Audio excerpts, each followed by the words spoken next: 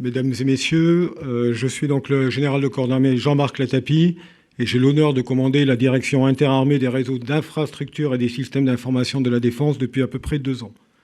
Donc cette direction, c'est l'opérateur SIC de l'ensemble du ministère des Armées qui est en charge à la fois de répondre aux opérations et à la fois de répondre au fonctionnement général du ministère.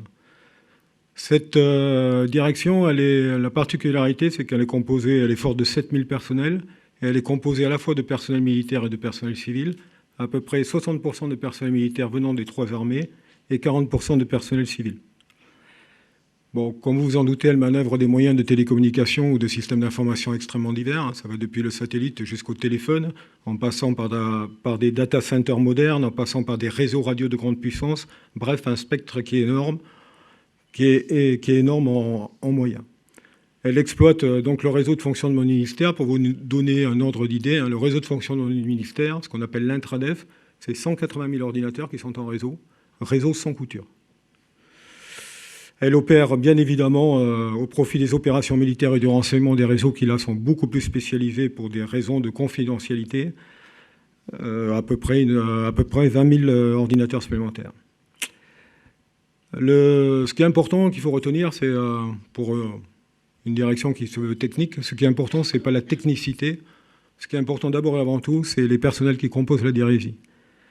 Le personnel de la DIRESI et sa mixité, mixité militaire, civile, constitue sa richesse par la variété des parcours professionnels.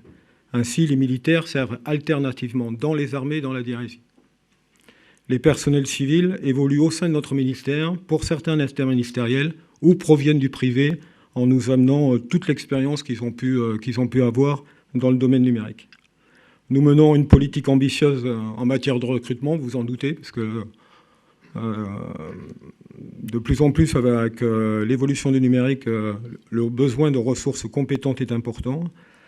À titre d'exemple, nous avons doublé notre plan de recrutement en personnel civil cette année, et nous allons le tripler par rapport à l'année 2018 à l'année 2020.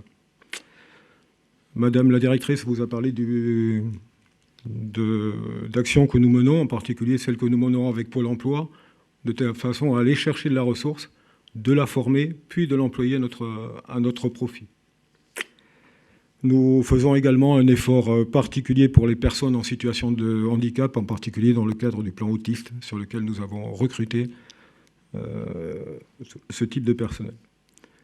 Bon, je relève du chef d'état-major des armées et je suis bien évidemment un acteur clé de ce qu'on appelle la supériorité informationnelle au profit des opérations, en soutien des systèmes qui sont déployés par les armées sur les théâtres d'opération.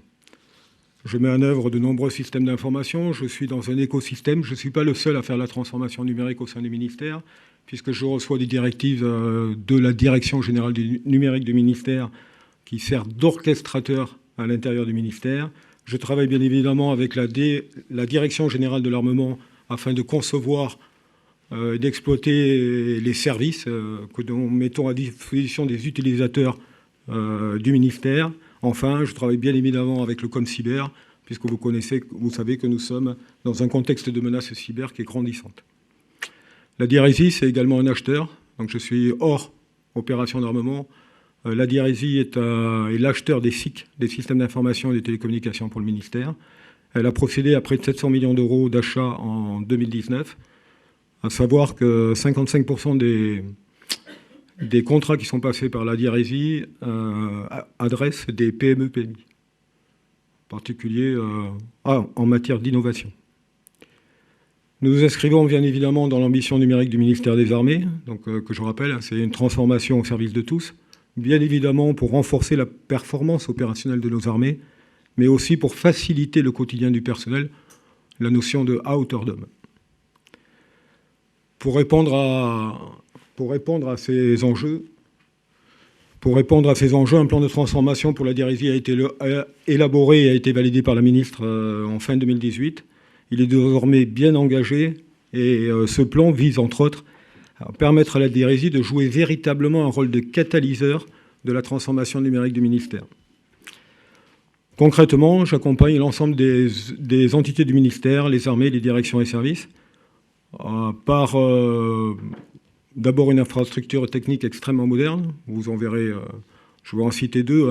D'abord, les services de mobilité, où depuis plusieurs années, nous délivrons des solutions sécurisées, des PC mobiles, des tablettes, des smartphones, hautement sécurisés pour permettre d'échanger les informations propres à notre ministère. Et puis une infrastructure data center, une infrastructure cloud qui est en cours de montée en puissance, qui permet de répondre à la délivrance accélérée des logiciels informatiques. En particulier, la capacité extrêmement rapide de développer des applications, par exemple sur smartphone, et de les déployer sur les différents smartphones du ministère. Je voudrais insister sur un dernier point, puisque le spectre de nos activités est quand même assez important, sur le réseau d'experts que nous avons constitué, les capacités de développement rapide au sein de ce qu'on appelle la fabrique numérique. C'est ce dernier point que je vais rapidement développer. Alors cette fabrique numérique, elle est hébergée au sein des locaux de l'Agence Innovation Défense, pas très loin d'ici, et elle propose diverses modalités d'intervention suivant les projets qui lui sont soumis. Les armées se sont dotées, elles, d'entités, l'armée de terre y reviendra, et de processus pour déclencher et développer l'innovation. La fabrique numérique, c'est l'incubateur des startups d'État du ministère. Alors, quelques exemples d'applications. Ces applications sont développées donc, en partenariat serré entre les porteurs du besoin, donc les gens qui connaissent le métier, et des développeurs que nous mettons à disposition de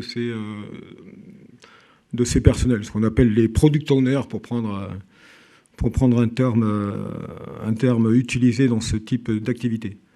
Je pourrais en citer plusieurs, donc vous les avez, vous voyez qu'on travaille à la fois pour les armées, vous voyez qu'on travaille également pour le SGA. Bon, je vais en citer rapidement quelques-unes, donc civil de la défense, donc ça c'est un portail qui nous sert à faire du recrutement, c'est ce que vous avez au centre. Bon, pour info, avant qu'on ait ça, il fallait presque 5 mois pour recruter. Hein. Actuellement, 1 mois, à partir du moment, bien évidemment, où nous avons des candidats, hein, à partir de 1 mois, dans un délai d'1 mois, le ministère est à même de faire signer un contrat. Donc la transformation numérique, il faut partir du principe que ce n'est pas qu'une transformation technique. Ce qui est extrêmement important dans la transformation numérique, c'est une transformation des organisations, une transformation des processus. Si vous ne transformez pas l'organisation, si vous ne transformez pas les processus, et que vous considérez que la technique va vous résoudre tous vos problèmes, en règle générale, c'est un échec. Donc la fabrique numérique, ce que je voudrais que vous reteniez, c'est la mise en place sur un lieu géographique, à la fois du sachant métier et à la fois des techniciens qui vont faire en sorte de développer l'application. D'autres applications, on peut en citer plusieurs. Je vais partir de la gauche, donc Anaïs, typiquement pour la Marine nationale. Avec ça, nous récupérons les pistes des bateaux civils tout autour du globe, hein, puisque ces positions sont connues. Et puis, on fait un certain nombre d'analyses au profit de la Marine, pour savoir s'il y a un bâtiment suspect, s'il y a quelque chose qui peut attirer l'attention de la partie des opérationnels de la Marine nationale. Ensuite, donc ici, on a une application qui s'appelle ALPPS. Bon, le but de cette application, qui est une appliquette, hein, elle a pour objectif d'être déployée au profit de l'école de haute montagne de l'armée de terre. L'objet, c'est de faire en sorte d'avoir sur un smartphone ou sur une appliquette tout ce qui va participer à la préparation de la mission en haute montagne. Et ceci, ensuite, est mis directement à disposition sur un smartphone. Pour l'armée de l'air, un autre exemple, hein, donc là, il s'agit de quelque chose qui est un peu comparable à ce que fait la Marine nationale. C'est pareil, c'est une étude des trajectoires d'avions au-dessus du territoire national ou en Europe, qui permet de remonter avec un peu d'intelligence artificielle que nous sommes en train de déployer sur ces applications, qui permet de remonter des signaux d'alerte, un certain nombre de signaux d'alerte. Voilà, ce que je voudrais dire, c'est comment ça marche, hein, c'est développé en 6 mois. Au bout de 6 mois, de toute façon, si on n'y arrive pas, on jette. Voilà, donc c'est vraiment l'utilisateur final.